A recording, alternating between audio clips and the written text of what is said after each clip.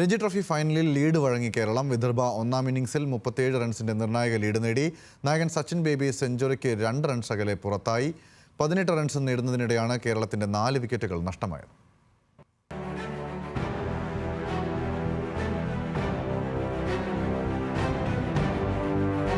സച്ചിൻ ബേബിയുടെ ഈ ഒരു ഷോട്ടിന് കേരളം നൽകേണ്ടി വന്നത് വലിയ വിലയാണ്.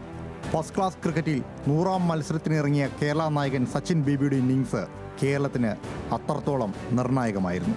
98 റൺസ് എടുത്തു നിൽക്കവേ അനാവശ്യമായ ഷൂട്ടിന് ശ്രമിച്ച സച്ചിൻ ബേബി പുറത്തേക്ക്. സച്ചിൻ പുറത്തായതോടെ കേരളം മാനസികമായി തളർന്നു. പിന്നാലെ വന്നവർക്ക് അധിക സമയം പിടിച്ചു നിൽക്കാൻ സാധിച്ചതുമില്ല.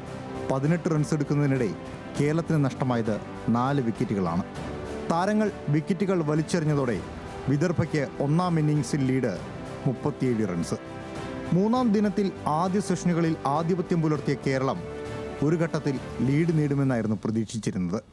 എന്നാൽ പേസ് ബോളിങ്ങിന് അനുകൂലമായ പിച്ചിൽ ക്രാക്കുകൾ വീണതോടെ പിച്ച് സ്പിന്നിന് അനുകൂലമായി. ഇത് മുതലെടുത്ത വിദർഭയുടെ സ്പിന്നർമാർ മികച്ച രീതിയിൽ പന്തെറിഞ്ഞതോടെ കേരളം തകർന്നു. വിദർഭയ്ക്കായി ഹർഷ് ദുബൈ, ഡാനിഷ് നാൽക്കണ്ടെ, പാർത്ത് രഘാഡെ എന്നിവർ 3 വിക്കറ്റ് വീതം നേടി. ഒന്നാം ഇന്നിംഗ്സിൽ വിദർഭ 379 റൺസ് നേടിയപ്പോൾ കേരളം 342 റൺസിന് ഓൾ ഔട്ടായി.